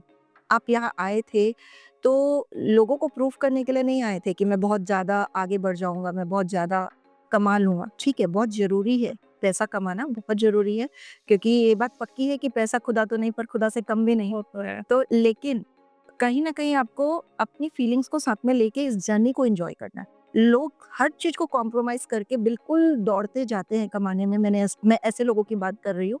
वहाँ पे उनको फीलिंग और इमोशंस बोर्ड बनाना ज़रूरी है, उनको सोचना पड़ेगा कहाँ-कहाँ मेरी फीलिंग्स लैग करती है। तो जब मैं उनसे बनवाती हूँ तो पता चलता है उन्होंने कई सालों से अपनी फैमिली के साथ ब्रेक नहीं लिया है, या कई बार ऐसा हुआ है कि वो उनकी इच्छा थी बचपन से कि मैं क्रिकेट खेलता या मैं गिटार बजाता, या किसी-किसी की इच्छा थी कि मतलब मुझे सिंगिंग सीखना था बट कभी टाइम नहीं मिला। नहीं कर तो मैं वो सारी चीज़ों को पहले लिखवाती हूँ। आप सोचेंगे लोग विज़न बोर्ड बनवाते हैं कि नहीं, मुझे इतना अचीव कि करना है। हाँ, मैं पहले आपकी सारी फीलिंग्स को लिखवाती हूँ, आपकी जो भी ड्रीम्स छूट गए हैं, उसके अकॉर्डिंगली फिर आपका रूटीन सेट करवाती हूँ। क्योंकि जब आपके इमोशंस जुड़ते हैं, तो बहुत सरल और सहज तरीके से यूनिवर्स आपको देते चला जाता है। हाँ, अदरवाइज़ आप एकदम डेस्परेट होके यदि भागते हो तो बहुत सारी चीज़ें छूट जाती है, फिर उस एनर्जी, उस जर्नी को आप मज़ा नहीं कर पाते हो। तो विज़न बोर्ड में आपकी फीलिंग्स का, इमोशंस का होना बहुत ज़रूरी है। ऐसी जगह पे आप लगाइए जहाँ आप रोज़ देखते हैं। आप उसमें ऐसी चीज़ें लिखिए जो आपका दिमाग एक्सेप्ट करता है कि आप अचीव कर सकते हो, और इसमें किसी से कोई कॉम्पिटिशन नहीं है। आप देखो कि आप ही के घर में यदि 5 लोग हैं, उनका पैसे को लेके एक अलग-अलग सबका पर्सपेक्टिव होगा। यदि आप सबसे पूछेंगे कि तुम कितना कमा सकते हो? तो कोई ऐसा भी बंदा होगा जो बोलेगा बस 50,000, या कोई बोलेगा 5 लाख, या आप ही के घर में ऐसे भी होंगे जो बोलेंगे 1 करोड़ इज़िली कमा सकते हो। तो एक छोटा बच्चा का भी पर्सपेक्टिव बहुत हाई हो सकता है, बड़े इंसान का भी, नहीं-नहीं 5 लाख कहाँ। आप देखो कि अच्छा, एक और तरीका है इसमें जानने का कि आपका पैसे को लेके क्या थर्मोस्टेट है, ये जानने का एक बहुत सरल तरीका है कि जैसे आप और मैं जिस फैमिली से बिलॉन्ग करते हैं, यदि अभी बाई चांस कोई कारण से मेरे पर्स से कुछ 2,000 रुपए गिर गए या कहीं गुम गए, तो शायद मैं बोलूँगी नहीं यार मेरा पॉडकास्ट है अभी मैं चलती हूँ, ध्यान नहीं दूँगी मैं उस 2,000 रुपए, क्योंकि मेरा थर्मोस्टेट है कि हाँ यार 2,000 ही तो है ना, ठीक है, मतलब ऐसा। लेकिन यदि वहीं मेरे 2 लाख रुपए गिर गए या गुम गए, तो शायद मैं एक बार बोलूँगी कि पूजा जी रुकिए ना, मैं एक बार थोड़ा-सा आधा घंटा लेट हो जाऊँगी। तो मेरा थर्मोस्टेट पैसे का यहीं पता चलता है। कुछ लोग इतनी हाइट पे हैं कि उनके लिए वो 2 लाख भी मैटर नहीं नहीं। है। मैं ये नहीं बोल रही हूँ कि वो 2 लाख गुमने का या गिरने का आपको गम नहीं होना चाहिए। मैं ये बता रही हूँ कि किस लेवल तक आप कंफर्टेबल हो। यदि कोई एक गरीब है, उसका 20 रुपए भी गुम गया तो वो वहीं पे अटक जाएगा, उसका थर्मोस्टेट वहीं सेट है। उसके लिए वो पूरा दिन दुखी रह जाएगा कि यार मेरे आज 20 रुपए नहीं मिल रहे। तो आपको अपना थर्मोस्टेट भी बढ़ाते जाना है। एकदम कंफर्टेबल हो जाना है। ये मनी आएगी, ये मनी जाएगी। इसको फ्लो में ही रहने देना है, इसको रोक नहीं सकते, नदी के बहाव की तरह रहेगा।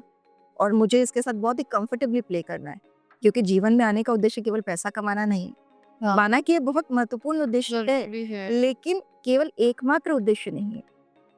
तो जैसे आपने कहा कि हमें अपना थर्मोस्टेट बढ़ाना पड़ेगा, तो ये हम कैसे कर सकते हैं? क्योंकि सपोज़ कोई इंसान है जिसकी सैलरी 50,000 रुपए, तो वो अपने अफ़र्मेशन में 50 तो हो सकता है 1 लाख रुपए कर दे, पर वो 1 करोड़ शायद ना लिख पाए। हुँ। तो हम कैसे अपने आप को कन्विंस करें कि नहीं हम 1 लाख रुपए 10 लाख रुपए भी कमा सकते हैं या करोड़ भी देखिए, कमा ये सकते ना ऐसे ओवरनाइट नहीं करना चाहिए, करना भी उचित नहीं है।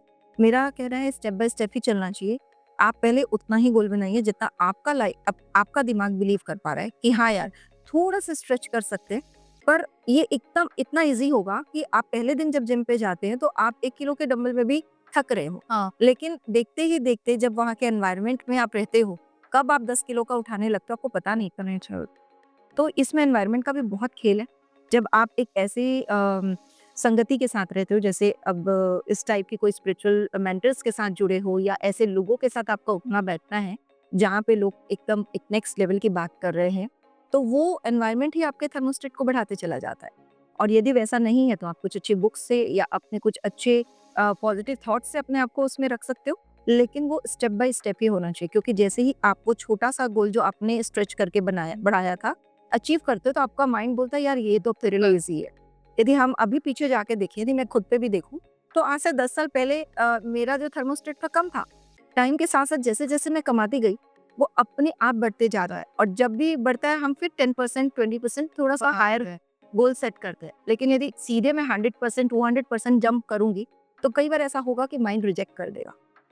तो वही एक सही तरीका है, स्टेप बाय स्टेप जाना चाहिए। ओके, तो शायद ये भी एक रीज़न होगा कि लोग कहते हैं कि हम जो सोच रहे हैं वो नहीं मिल पाता, क्योंकि लिखने बोला तो लिख देते हैं कि भले ही हमारी सैलरी उतनी नहीं है या हमारा बिज़नेस उतना बड़ा नहीं है, लेकिन लिखना है तो लिख देते हैं कि 10 करोड़ कमाएँ।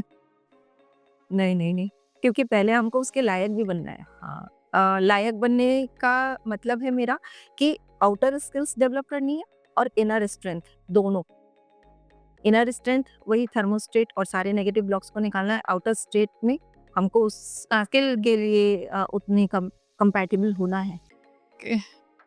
जैसा आपने बताया एक वाइब्रेशन मेंटेन करो हमारे अपने अट्रैक्ट करने के लिए अबंडेंस को। तो क्या हम उस वाइब्रेशन में रहेंगे तो फिर जो जितनी सारी परेशानियाँ हमारी सब खत्म हो जाएँगी? बहुत ही इंटरेस्टिंग सवाल है पूजा जी, क्योंकि सारे ऑडियंस यही सोच रहे होंगे। जबकि हकीकत ये है कि लाइफ को डुअलिटी में एक्सेप्ट करना चाहिए। मतलब लाइफ में ना ये जो झिकझक की चले, यदि ये क्रैट हो जाएगी, हमारी हार्ट बीट कैसे बंद हो जाती, ईसीजी में की रिपोर्ट। तो लाइफ में ये सब ओपन इश्यू उतार-चढ़ाव आएंगे, बट हमको अपनी इमोशनल स्ट्रेंथ को इतना हाई कर लेना है कि उनको हम बहुत ही इजीली टैकल कर लो, बहुत ही स्मार्टली टैकल कर, चाहे हम कितने भी हाई वाइब्रेशन में पहुंच जाएं। लाइफ में फिर से ऐसे सिचुएशंस आएंगी, फिर से ऐसे क्राइसिस आएंगे, ऐसी चीजें आएंगी जो आपको ट्रिगर करेंगी। ओके। बट आपको अब ये समझ में आ जाएगा कि आपको रिस्पॉन्ड कैसे करना है। पहले हम रिएक्टिव हो जाते थे, जैसे ही आज स्टार्ट नहीं आया आप तुरंत आज हो जाते थे, विल बढ़ जाते हैं। बिल्कुल, अब आपको समझ में आया कि नहीं, इससे मेरा और वीक हो रहा है, मेरी वाइब्रेशन स्लो हो रही है, तो यहाँ पे आप तुरंत इस सिचुएशन को एक्सेप्ट कर लेते, कोई बात नहीं। चलो आज नहीं आए कोई। तो हाँ, मतलब ये जिंदगी नहीं रुकती है, कुछ चीज ऐसा नहीं रुक, वो भी है तो कोई बात नहीं। उसका कुछ ऑल्टरनेट ढूंढ ले है। तो क्वालिटी के साथ एक्सेप्ट करना बहुत जरूरी है। राइट, और लाइक ऐसी ही है और कैसे। ओके। चलो ये सारी बातें हो गई। अब आप ये बताओ कि धन वर्षा कैसे होगी? पैसे कैसे हमारे पास आएँगे? सबको ये जानना है। बहुत बहुत मजेदार क्वेश्चन है, क्योंकि ये सबसे इम्पोर्टेंट हाँ। है इस पॉडकास्ट का, कि मनी मैनिफेस्ट कैसे देख के लोग आए हैं। खास कर को ये जानना ही है कि आपके पास कैसे पैसे बरसे। तो कुछ रूटीन्स हम फॉलो करने बोलते हैं, कि जैसे मैंने बताया कि हाई वाइब्रेशन में यदि आप रहते हो, तो आप अपने आप अच्छी सिचुएशन, अच्छे पर्सन और अच्छी मनी को अट्रैक्ट करना है। मतलब हेल्थ, वेल्थ, करियर और मनी चारों चीजें अट्रैक्ट होती हैं, मतलब आप मैग्नेट बन जाते हो। जैसे जस्ट लाइक रेडियो फ्रीक्वेंसी का एग्जांपल आपने कई बार सुना होगा कि यदि 92.4 आपको सुनना है, तो 92.4 से उसे फोन का एग्जांपल आप जानते हो कि जो नंबर हम डायल करते हैं उसी नंबर पे ही वो जाके बसता है ना, एक डिजिट ऊपर या नीचे है। इससे ये प्रूफ होता है कि फ्रीक्वेंसी तो है, और exact frequency same attack same, तो हमको उस फ्रीक्वेंसी पे आना ही पड़ेगा, तभी हम बहुत सारा पैसा ट्रैक कर पाएंगे। उस फ्रीक्वेंसी पे आने के लिए कुछ छोटे एक्सरसाइजेस हैं जो हम लोग बोलते हैं डेली लिस्ट पे सबको करना चाहिए, और मैं अपने ऑडियंस को भी बताना। ओके। सबसे पहला इंपॉर्टेंट है ग्रैटिट्यूड। सुबह उठने के साथ आप 10 रैंडम बैठती, आज के बाद आखिरी सांस तक अपनी जिंदगी का एक हिस्सा बना रही। आपको लाना भी है, आपको सोचना भी है कि क्या चीजें भगवान ने मुझे दी है, और उसका लिखने का तरीका है, उनको 3 पार्ट में लिखना है आपको। थैंक यू यूनिवर्स, मैं बहुत खुश हूँ क्योंकि आपने मुझे ये दिया। जो भी चीज आपको मिले, तो 3 पार्ट है। पहला मैं बहुत खुश, दूसरा मैं खुश हूँ या मैं एक्साइटेड हूँ, या जो भी एक अच्छा पॉजिटिव थॉट्स, देन फिर गे। दूसरी एक बहुत अच्छी चीज है मैजिकल वाटर, हम लोग बोलते हैं। पानी एक ऐसी चीज है जिसमें सारी एनर्जी आ जाती है, मतलब पॉजिटिव एनर्जी को, नेगेटिव एनर्जी को पानी अट्रैक्ट करता है। तो पानी में आप जिस भी पानी की बोतल से पानी पीते हैं, उस पर आप लिख के लगा सकते हैं अपने अफर्मेशंस या अपने विशेस। उसके अलावा आपको एक छोटा सा एग्जाम्पल देती हूँ। हस्बैंड से झगड़ा हो जाए, आप उसको इतने दिल से आई लव यू बोलते हुए पानी पिला दीजिए। ओके। आप पानी का ग्लास दे दीजिए, तुरंत का पारा आला हो जाए, ठंडा हो जाएगा। हाँ, क्योंकि पानी में एनर्जी होती है, वो मतलब तुरंत अपने आप ने उस आई लव यू की एनर्जी को कूल देना है, और वो सामने जाकर तुरंत असर पर। इस चीज को लोगों ने ऐसे भी एक्सपेरिमेंट किए हैं कि 2 पौधे लगाए, और उसको जब एक को बहुत ही गुस्से से पानी दिया और एक को बहुत ही प्यार से, जिसको गुस्से से पानी दिया वो सूख गया। एक मतलब जब पौधे जैसी चीज, फीलिंग्स आपके अंदर है, आप मुंह से कुछ बोल भी नहीं रहे, बस देते समय बहुत स्टेडी के गुस्से से पानी दे रही हो कि यार क्या रोक दी मेरे दिमाग आने दें। में, वो पानी देना पड़ता है, और एक को बहुत प्यार से कि आई लव यू। दोनों ही पौधे सेम गमले में, सेम खाद के साथ, सेम न्यूट्रिशन, सेम पानी धूप देने के बावजूद, आप देख करके देखना 10 से 15 दिन में आपको दिखेगा ये डबल ग्रोथ है, और ये कुछ है। पानी, हमारा बॉडी का पूरा पानी से बना है। हाँ। वो हाँ 97% मानिए है। तो हम जाने अनजाने में कुछ ऐसे नेगेटिव सेंटेंस बोल देते हैं, जैसे गाड़ी चला रहे हैं, सामने से कोई रोड क्रॉस कर देगा तो मरेगा साहस। अरे वो हम कांच के अंदर है, फोर व्हीलर, उसको सामने वाले को नहीं सुनाई दे रहा है, हमने अपना वाइब्रेशंस। तो ऐसे हम बहुत सारा चलते चलते कुछ बहुत सारी सिचुएशन ऐसी, भाई क्या कर मेरी लाइफ में ऐसा ही है ना, हम कितनी क्रिबिंग करते हैं, सेल्फ टॉक कैसे कर रहे हैं, उसको बहुत ज्यादा वॉच करना है।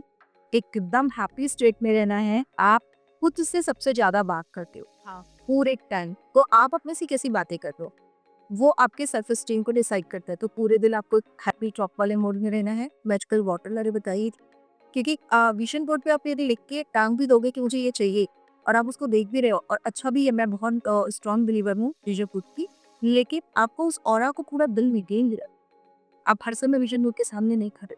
जब आप वहाँ से जा रहे हो तो क्या हमको बार बार वॉच करना है, और इसके लिए हम लोग बोलते हैं कि आप अपने मोबाइल में शुरू में जो मेरे पार्टिसिपेंट हो रहे हैं उनको मैं बोलती हूँ 2-2 मिनट का अलार्म लगा दो। 2 घंटे के बाद जैसे ही वो रिंग बजे आप 1 सेकंड के लिए रुको और सोचो अभी मेरी फीलिंग्स का स्टेट क्या है, क्योंकि फीलिंग्स वो सिम्टम्स है जो बताती हैं कि एग्जैक्टली आप अभी कहाँ वाइब्रेट कर रहे हैं। कि वाइब्रेशन के लिए कोई मशीन नहीं बनी कि आप नाप लो कि आप हाई वाइब्रेशन मानती हो वाइब्रेशन।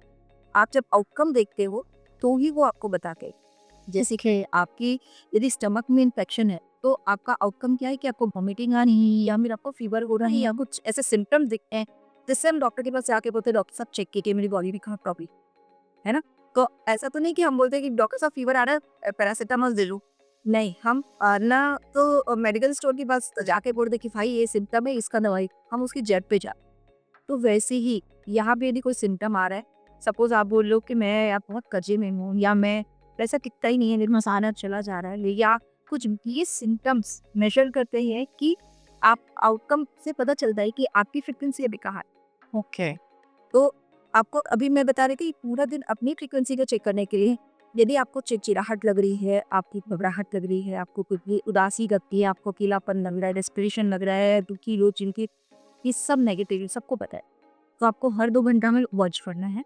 तो हम ये देखते हैं कई बार, जैसे मैंने बहुत सारे लोगों के साथ ये चीज़ की है कि पूरे दिन में यदि 8 बार वो अलार्म बजता है तो लोग हर समय अलग अलग फ्रिक्वेंसी के होते हैं। कभी कभी बहुत अच्छे सुबह सुबह उठे, कई लोग बहुत फ्रेशन अप लेते, कई लोग बहुत ही ऐसे ड्राउजी सा फील करते हैं, डल डल सा फील करते हैं। तो ऐसे हम उस पैटर्न को वॉच करते हैं, पर्टिकुलर उस पर्टिकुलर टाइम पे उस वर्क करते हैं, क्योंकि वो टाइम कुछ ऐसा होता है कि आपका बॉडी पोस्चर ऐसा होता है कि आप तुरंत डल हो जाते हो, या आपकी फूड हैबिट या आपका एनवायरनमेंट ऐसा होता है, तो उस पैटर्न को वहाँ से ब्रेक करना। लाइक करता है। ओके। मतलब ये थोड़ा टेक्निकल पार्ट है, देखिए इस तरीके से पहले ऑब्जर्व करते हैं कि कहाँ आप ब्रेक हो रहे हो, और अल्टीमेट गोल हमारा क्या रहता है कि आप सुबह से शाम को सोने का बहुत खुश हो, बहुत हैप्पी रहो, बहुत एक्साइटेड। तो यदि ये स्टेट को आप मेंटेन कर लेते, नी 1 महीना या 2 महीना, तो मैं बहुत ज़्यादा बोल रही कि पहले ही आपने बस धन की बात की, क्योंकि लक्ष्मी जी आती ही तभी है जब उनका स्वागत हैप्पी। आपके लिए तो जानना है सबको कि लक्ष्मी जी को कैसे बुलाएं। तो ये एक बहुत तरीका है, और आई थिंक कि मेंटर्स की हेल्प लेनी चाहिए यदि आप सेल्फ प्रैक्टिस नहीं कर पा रहे हो तो, क्योंकि केवल लिख देने से और चाह लेने से ये नहीं होगा। कहाँ आप पैक कर रहे हो, उसके लिए किसी एक्सपर्ट का सहारा मत करो। और अभी सोशल मीडिया इतना बढ़िया तरीका है कि आप ऑनलाइन क्लासेस के नोट, जैसे मेरे पास ऑल ओवर इंडिया में स्टूडेंट्स है, मेरे कई बैचेस में ये हाई फ्रिक्वेंसी पे क्लासेस चल रही, जिसपे पहले मैं उनको रिलेशनशिप मैग्नेट बनाती हूँ, फिर मैं हेल्थ कैप बनाती हूँ सेकेंड मंथ, और थर्ड मंथ में उनको मनी मैग्नेट। क्या हुआ? तो ऐसे कई लोग मेरे से जुड़े हुए, कई लोग हैं जो लाइफ टाइम के कोच में मेरे से जुड़े हुए। इस कोचिंग के थ्रू मैंने इतने ज़्यादा लोगों की लाइफ में सुधार किया है, और मज़ा आ रहा है बहुत, मतलब मिरेकल रिजल्ट दिखते हैं ओके। लोगों की हेल्थ में भी सुधार होता है। पैसे की फ्रीक्वेंसी में तो बहुत ईज़िली सुधार होता है। ये 3 ही तो हमारे मेन पैरामीटर्स होते हैं, हेल्थ, रिलेशनशिप और मनी। और ये तीनों को आप सुधारने में हेल्प कर रहे हो। अच्छा, एक चीज़ और, जैसे आजकल मेडिटेशन को लोगों ने अपने लाइफ का एक पार्ट बना रखा है। तो ऐसे कौन से चक्रास होते हैं जिन्हें हम अगर बैलेंस करें तो वो भी हमें मनी मैनिफेस्टेशन में हेल्प करेंगे? मनी मैनिफेस्टेशन के लिए सबसे इम्पोर्टेंट 2 चक्र हैं, चक्रा और सोलर प्लेक्सस। रूट चक्रा जो मैं ये हमको सबसे ज़्यादा पैसे को लेके स्टेबिलिटी देता है माइंड में, अदरवाइज आप बहुत ज़्यादा इनसिक्योर रहती। अब आप बोलोगे कि मूड चक्रा इम्बैलेंस क्यों हो जाता है? हमारे चक्रास जो है 7 चक्रास किसी भी रीज़न की वजह से इम्बैलेंस हो सकते हैं। हमको क्यों में नहीं जाना है, अगर हमको ये देखना है कि कब उसको अलाइन कर सकते कैसे ठीक कर कोई भी सिचुएशंस ऐसी हो सकती है जिसकी वजह से वो इम्बैलेंस हो जाए। आपको उनको ये भी चक्रास के फ्रीक्वेंसी को अलाइन करना है तो इसका एक मंत्र है साउंड जिसको हम बोलते हैं लम। तो आप मेडिटेटिव मोड में बैठिए, सांसों को अलाइन कीजिए, लंबी गहरी सांस लीजिए और लम मंत्र का उच्चारण कीजिए। इससे आपका मूड चक्रा बैलेंस आउट होगा। और सोलर प्लेक्सस जो आपकी नाभि के 2 इंची नीचे होता है और ये सेल्फ एस्टीम का चक्र है। इसमें आपकी सेल्फ रिस्पेक्ट अच्छी बढ़ती है यदि आप इस पे वर्क करते हो। और इसका कलर येलो होता है। जैसे रूट चक्र ना रेड बता रहा है, इसका कलर येलो होता है। और इसके लिए भी यदि आप मेडिटेशन करते हो तो आपका वाइब्रेशंस हाई होती। तो मेडिटेशन अभी बहुत इंपॉर्टेंट पार्ट है। यदि आप किसी एक्सपर्ट की गाइडेंस में कर रहे हो मेडिटेशन तो आप चक्रा अलाइनमेंट का गाइडेशन ले सकते हो। अदरवाइज आप केवल 10 मिनट रुक जाइए और लंबी गहरी सांस के साथ बस चुपचाप बैठ जाइए। ये एकदम सिंपल और बेसिक तरीका है मेडिटेशन का, बट इससे आपकी एनर्जी तुरंत अपग्रेड होती है। रीजन जैसे हम अपने लैपटॉप पे या मोबाइल पे बहुत सारी विंडोज खोल देते हैं तो वो हैंग होने लगता, तो हम कई बार उसको पूरे विंडोज को क्लियर करते हैं या फिर उसको रीस्टार्ट करते हैं। उसका रीजन है क्योंकि हम उसकी स्पीड बढ़ा रहे हैं, सेम सब उठ रहे हैं और भाग रहे हैं। तो सारे विंडोज को अभी कई बार जब मेरे स्टूडेंट्स नए नए शुरू करते हैं तो मेडिटेशन में जैसे मैं बोलती हूँ आँख बंद करो, बंद करते हैं, फिर थोड़ी देर में मैं देखते रहती हूँ कि कभी मेड को कुछ बताते हैं, कभी सोचते हैं पूजा की करें अरे खाना वो बच्चा आ गया होगा। ऐसी आपको रिजल्ट नहीं मिलेगा। आप जस्ट एक फॉर्मेलिटी पूरी कर रहे हो कि बैठना मैं और उच्चारण कर रही हूँ और मैं ये कर रही हूँ। मैं हमेशा बोलती हूँ कि भले आप क्लास में नहीं कर पा रहे हो तो बाद में रिकॉर्डिंग्स लेके सुनो और सुनो, लेकिन आप एक ऐसे एनवायरनमेंट में केवल 10 मिनट भी पावरफुल बाहर से आप अपने आप को डिस्कनेक्ट कर पाएँ, अपने खुद के अंदर की यात्रा कर पाए, तो वो ही मेडिटेशन एक्चुअल मेडिटेशन है। और इस मेडिटेशन में एकदम मिराकल रिजल्ट मिलते हैं क्योंकि आप जब अपने अंदर देखते हो तो अपने आप यूनिवर्स की अच्छी चीज़ों को आप अट्रैक्ट कर लें।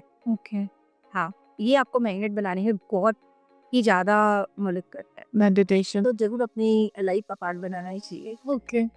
अच्छा एक और चीज़ हमारे मन में जब भी अक्सर नेगेटिव थॉट्स आते हैं जैसे कि कुछ अच्छा भी हो रहा है तो एक डर होता है कि अगर ये नहीं हुआ या ये हमसे दूर चला गया, ये किसी भी चीज़ में हो सकता है, मनी को लेके भी हो सकता है, रिलेशनशिप्स को लेके भी हो सकता है। तो इससे हम कैसे डील करें? तो जैसे आपने पूछा कि कोई भी नेगेटिव विचार हमारे मन में आते हैं, क्यों आते हैं और हम उसको कैसे करते हैं? तो बेसिकली यदि इसके लिए मैं आपको बताऊँ तो हमारा माइंड एनएलपी की लैंग्वेज में भी हम बात करें तो क्या करता है, कोई भी एक सिचुएशन है उसको डिस्टॉर्ट करके, मतलब डिस्टॉर्ट करना यानी उसको एलाबोरेट करके प्रेज़ेंट करता है। एक एग्जाम्पल लेते हैं कि यदि आपने अपने बच्चे को मोबाइल देकर भेजा कि आप तुम जहाँ भी जा रहे हो फ्रेंड के बर्थडे में मेरे से कनेक्टेड रहना। 1 घंटे के बाद वो आने वाला था, इकलौता बेटा है आपका। अब वो 1 घंटे के बाद जब आप फ़ोन लगा रहे हो वो फ़ोन नहीं उठा रहा था। आप बताओ क्या सोचोगे इतनी देर में? एंग्जायटी होगी, डर लगेगा, नेगेटिव थॉट्स आने लगेंगे मन में। तो मोस्टली क्या होता है, लोग डिस्टॉर्ट करते हैं सिचुएशन, कहाँ फँस गया, क्या हुआ, कुछ हो तो नहीं गया, और सारे जितने विचार है वो सारे गलत गलत गलत गलत सोचते हैं। हाँ, जबकि इसको प्रैक्टिस से ऐसा लाना है कि क्यों हम गलत सोचें, गलत नहीं सोचना है। तो ये अगेन वही है कि हमने क्या किया बचपन में, जब भी कोई सिचुएशंस आई हमने बिना सोचे समझे रिएक्ट कर दिया और वो हमारा एक पैटर्न बनते चला गया। जैसे कोई यदि आपको चिढ़ाएगा तो आपको तो चिढ़ मची, ऐसा है, क्योंकि ऐसा नहीं होना चाहिए। कोई आपको गुस्सा दिलाएगा तो आपको तो गुस्सा आएगा ही, लेकिन ऐसे लोग भी आप भी दुनिया में देखेंगे जो कितना भी इरिटेट कर लो कुछ सही होता है, बिल्कुल। तो क्या वो कुछ अलग मिट्टी के बने हैं? उन्होंने अपनी प्रैक्टिस के साथ ये चीज़ को डेवलप किया है, इस क्वालिटी को डेवलप किया है। और इसको हम एनएलपी में सिखाते हैं कि आप एक मेंटल मूवी बना सकते हो। जो मैंने कहा था कि आप अपना अलार्म लगा के अपनी फ्रीक्वेंसीज को चेक करो, आप कैसे रिएक्टिव हो रहे हो बाहर के सिचुएशंस। जैसे आपने ऑब्जर्व करना शुरू किया, नोट डाउन किया, आपको समझ में आने लगेगा ये सिचुएशंस आती है, ये ट्रिगर होना है और मैं ऐसा रिएक्ट कर देती हूँ। अब आपको रिएक्ट नहीं करना है, रिस्पॉन्ड करना है। तो आप मेडिटेटिव मूड में जब बैठोगे तो आप मेंटल मूवी बनाओ कि अब की बार ये सिचुएशन आएगी तो मैं क्या रिजॉल्व कर, पूरी पिक्चर को फिर से देख।